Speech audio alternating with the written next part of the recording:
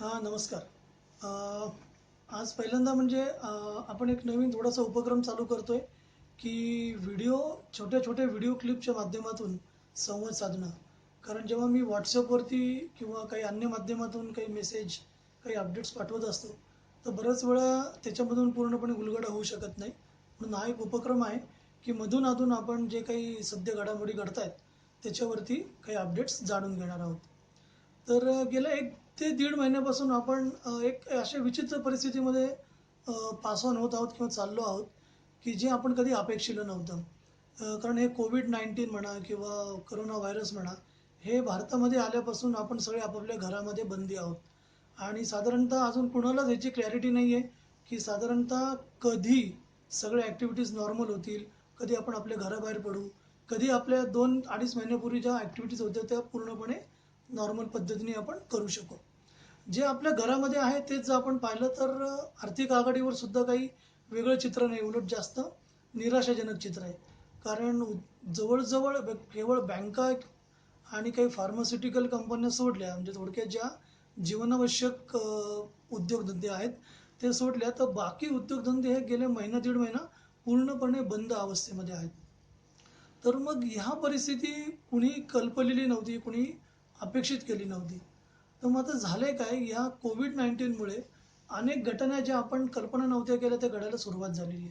आणि कदाचित अ, हे लॉकडाऊन उठल्यानंतर जी परिस्थिती येणार आहे, ती कदाचित ह्याच्यापेक्षा सुद्धा विपरीत असू शकते. अ, मधल्या काळामध्ये आता शेअर मार्केट चालू आहे, परंतु उद्योगधंदे बंद आहे. अशी एक विचित्र अवस्थेतून आपण सध्या जात आहोत. कारण शेवटी शेअर मार्केट म्हणजे दुसरं-तिसरं काही नसून जे उद्योगधंदे आहेत, त्या उद्योगधंद्यामध्ये आपण आपले पैसे गुंतवतो आणि त्या उद्योगधंद्यांची जशी वाढ होईल, तसे आपलं मूळ मुद्दल वाढायला सुरुवात होते. मग ते उद्योगधंदेच जर बंद असतील, तर आपल्या पैशांचं काय किंवा अर्थव्यवस्थेचं काय? हा एक साधारणतः मनात येणारा प्रश्न आहे. दुसरा महत्त्वाचा प्रश्न गेल्या 2 दिवसांमध्ये अनेक जणांचे मला फोन आले आणि फोनवरती अनेक गुंतवणूकदारांनी असा प्रश्न विचारला, की वर्तमानपत्रातून सध्या ज्या बातम्या येत आहेत, की फ्रँकलिन टेम्पल्टन नावाच्या म्युच्युअल फंडबद्दल, तर त्याच्यामध्ये अनेक संभ्रम तयार होतात किंवा पूर्णपणे क्लॅरिटी येत नाही. तर म्हणून तो पण एक विषय मूळ ह्याच्यामध्ये मला घ्यायचा आहे. तर सांगायचा उद्देश काय, की फ्रँकलिन टेम्पल्टन म्युच्युअल फंडच्या 6 योजना या वाइंड अप झाल्यात. तर वाइंड अप झाल्या म्हणजे काय? नक्की काय झालं? मग आता आपल्या पैशांचं काय होणार? असे अनेक विविध प्रश्न आपल्या मनामध्ये येऊ शकतात. तर पहिल्यांदा एक समजून घेतलं पाहिजे, की सर्वसाधारणपणे आपल्याला असं वाटतं, की म्युच्युअल फंड योजना वाइंड अप झाल्या म्हणजे आपल्या पैशांना काही धोका निर्माण झालाय म्हणून. पण आपण एक जाणून घेतलं, की म्युच्युअल फंड हे 2 ब्रॉड कॅटेगरीमध्ये विभागले गेले. म्हणजे म्युच्युअल फंड म्हटलं, की आपले पैसे असा अर्थ न लावता, की म्युच्युअल फंडच्या कुठल्या प्रकारच्या योजनेमध्ये हे पैसे आहेत आणि आपले पैसे त्या कॅटेगरीमध्ये गुंतवले गेले आहेत का? हे पाहणं गरजेचं आहे. तर आपण फ्रँकलिन टेम्पल्टनमध्ये काय झालं ह्याच्या आधी थोडंसं एक बॅकग्राऊंड समजून घेऊयात, की नक्की म्युच्युअल फंडच्या कुठल्या प्रकारामध्ये हा आत्ताचा प्रश्न निर्माण किंवा ही समस्या निर्माण झालेली आहे. तर म्युच्युअल फंडच्या 2 ब्रॉड कॅटेगरी जर आपण पाहिल्या, तर एक कॅटेगरी आहे इक्विटी, ज्याच्यामध्ये शेअर मार्केटवरती आधारित गुंतवणुकी केल्या जातात. म्हणजे थोडक्यात आपण जे पैसे गुंतवतो, ते आपल्या वतीने कंपन्या वेगवेगळ्या चांगल्या कंपन्यांचे शेअर्स घेण्यामध्ये गुंतवणूक करतात. तर तो भाग आत्ता आपण क्षणभर लांब ठेवूयात. दुसरा जो भाग आहे, की म्युच्युअल फंड कंपन्या आपल्या वतीने जे पैसे आपण त्यांना बॉन्ड मार्केटमध्ये गुंतवणूक करण्यासाठी देतो किंवा डेट मार्केटमध्ये गुंतवणूक करण्यासाठी देतो किंवा म्युच्युअल फंडच्या भाषेमध्ये ज्याला फिक्स्ड इन्कम मार्केट असं म्हणतात, त्या मार्केटमध्ये गुंतवणूक करण्यासाठी देतो. तर त्या पैशांचं म्युच्युअल फंड कंपन्या काय करतात, तर म्युच्युअल फंड कंपन्या त्या पैशातून शेअर्स खरेदी न करता ते आपल्या वतीने वेगवेगळ्या कंपन्यांना लोन देतात. लोन देतात म्हणजे एक प्रकारे त्या कंपन्यांचं ते डेट आहे. म्हणजे त्या कंपन्या म्युच्युअल फंड कंपन्यांना पैसे देऊ लागतात. म्युच्युअल फंड कंपन्या त्यांना कर्ज रूपात पैसे देतात. म्हणजे जे डेट स्कीम्स आहेत, या डेट स्कीमचं वैशिष्ट्य काय आहे, की एक उदाहरण म्हणून आपण घेऊयात समजा, की समजा टाटा मोटर्ससारखी कंपनी आहे, जी व्हेइकल मॅन्युफॅक्चरिंगमधली कंपनी आहे किंवा एखादी एल-एन-टी हाऊसिंग फायनान्ससारखी कंपनी जी किंवा बजाज फायनान्ससारखी कंपनी किंवा एल-आय-सी हाऊसिंग फायनान्ससारखी ह्या कंपन्या नॉन बँकिंग फायनान्शियल कंपन्या आहेत किंवा एखादी अशी वेगळी कंपनी असेल की जी फार्मास्युटिकल कंपनी. तर अशा अनेक कंपन्या मार्केटमध्ये लिस्ट असतात आणि ह्या कंपन्यांना त्यांच्या खेळत्या भांडवलासाठी किंवा शॉर्ट टर्म भांडवलासाठी काही पैशांची गरज असते.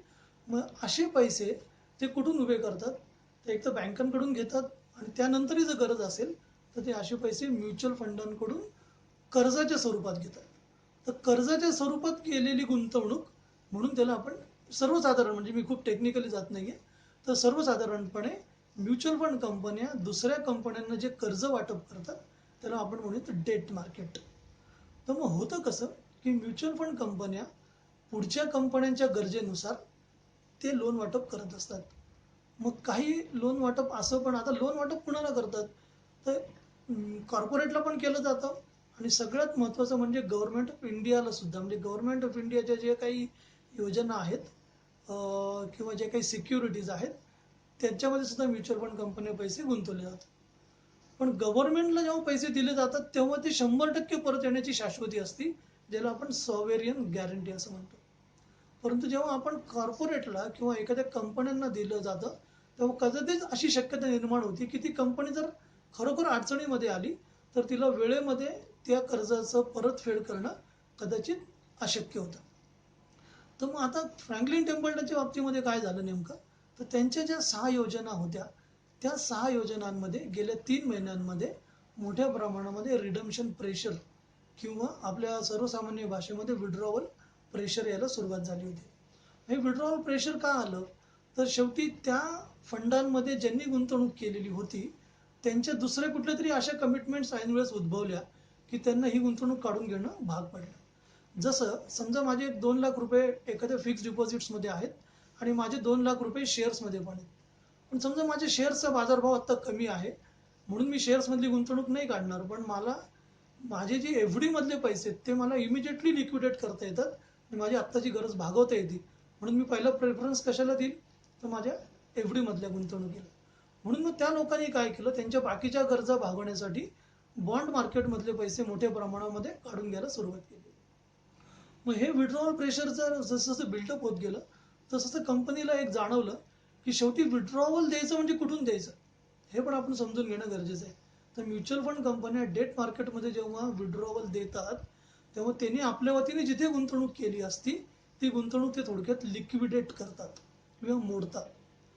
परंतु सध्या लॉकडाऊनमुळे परिस्थिती अशी निर्माण झालेली आहे की बॉन्ड मार्केटमध्ये मोठ्या प्रमाणात फॉरेन इन्व्हेस्टरनी बॉन्ड विक्री केल्यामुळे एका मर्यादेनंतर त्या कंपन्यांचे बॉन्ड विकत घ्यायला मार्केटमध्ये आज गिराईक नाही आहे. मग म्युच्युअल फंड कंपन्यांकडे जे चांगले चांगले कंपन्या आहेत ज्यांना मार्केटमध्ये गिराईक आहे ते पेपर्स विकत घेण्यासाठी ते फ्रँकलिन टेम्पल्टननी लिक्विडेट करत आणले होते.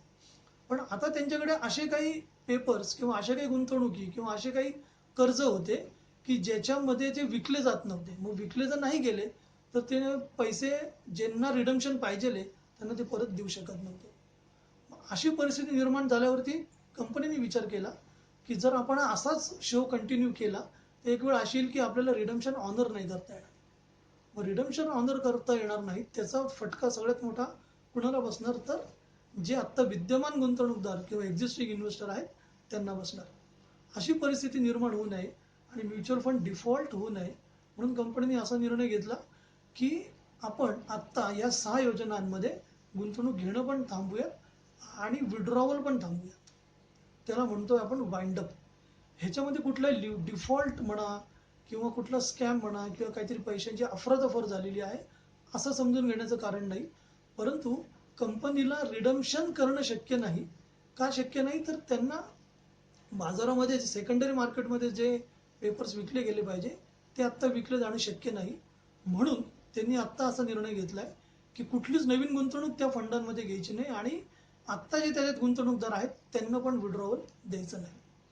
तर एका अर्थाने जर विचार केला तर गुंतवणूकदारांच्या दृष्टीने जर विचार केला तर ज्यांना आत्ता खरोखर त्या पैशांची गरज आहे त्यांच्यासाठी हा निर्णय मोठा त्रासदायक ठरणार आहे, कारण ते पैसे त्यांना आत्ता काढता येणार नाही. मग यातनं मार्ग काय?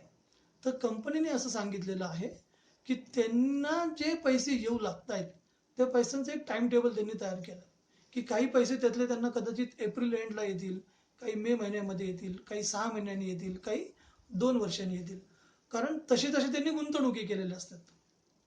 तर जशी जशी त्या गुंतवणुकीची किंवा त्या कर्जाची मॅच्युरिटी डेट जवळ येत जाईल तसं तसं त्यांना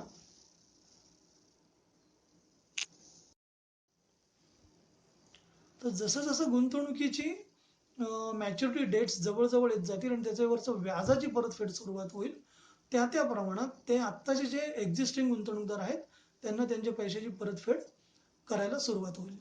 आता ह्यामुळे काय होते की लॉकडाऊन नंतर जेव्हा अर्थव्यवस्था सुरुवातीला सुद्धा महिना 2 महिने थोडीशी त्रासामधनं जाईल, परंतु जशा जशा गोष्टी नॉर्मल होत जातील, कारण आता आरबीआयने सुद्धा मध्यंतरी स्टेप इन करून लिक्विडिटीचा जो प्रॉब्लेम आहे तो बऱ्यापैकी सॉल्व्ह करायचा प्रयत्न केला आहे. त्यांनी एक प्रकारे फायनान्स उपलब्ध करून दिलेला आहे. पण होतंय काय की मध्यंतरी आरबीआयने मॉरेटोरियम जाहीर केलं की ज्यांचं व्याज ज्यांचे कर्ज घेतले ज्या ज्या लोकांनी कंपन्यांकडून हाऊसिंग फायनान्स असेल किंवा अन्य कर्ज असतील त्या कर्जावरती 3 महिने जर व्याज नाही भरलं तरी त्यांना डिफॉल्ट घोषित करू नका असं आरबीआयने सांगितलं. त्यामुळे 3 महिने आपण कर्जाच्या व्याजाचं मॉरिटोरियम किंवा सवलत आपण घेणार आहोत किंवा लोक घेत आहेत.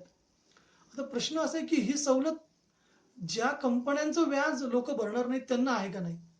तर त्यांना जर ही सवलत नसेल आणि फक्त मलाच जर व्याजाची सवलत दिली तर त्या कंपन्या अशा अवस्थेमध्ये जाऊन पोहोचल्या आहेत की त्यांना जे येणारं नियमित उत्पन्न आहे ते मात्र थांबलंय, पण वेरॅज त्यांनी जे कर्ज घेतले त्याची परतफेड त्यांना करणं गरजेचं आहे. त्यामुळे थोडीशी अशी एक विचित्र परिस्थिती निर्माण झाली आहे. तर त्यामुळे कदाचित पुढच्या 3-4 महिन्यामध्ये जेव्हा लॉकडाऊन संपल्यानंतर गोष्टी हळूहळू पूर्वपदावरती येतील तेव्हा या कंपन्यांनी दिलेलं जे कर्ज आहे त्याची पण त्यांना परतफेड व्हायला सुरुवात होईल आणि ज्या पद्धतीने या गोष्टी हळूहळू नॉर्मल होतील. सध्याच्या परिस्थितीत हा निर्णय खूप अवघड आहे किती म्हटलं तरी, पण प्रत्येकाला फोनवरती इंडिव्हिज्युअली या सगळ्या गोष्टी एक्सप्लेन करणं खूप वेळा शक्य होत नाही, म्हणून या व्हिडिओचा आधार घेतलेला आहे.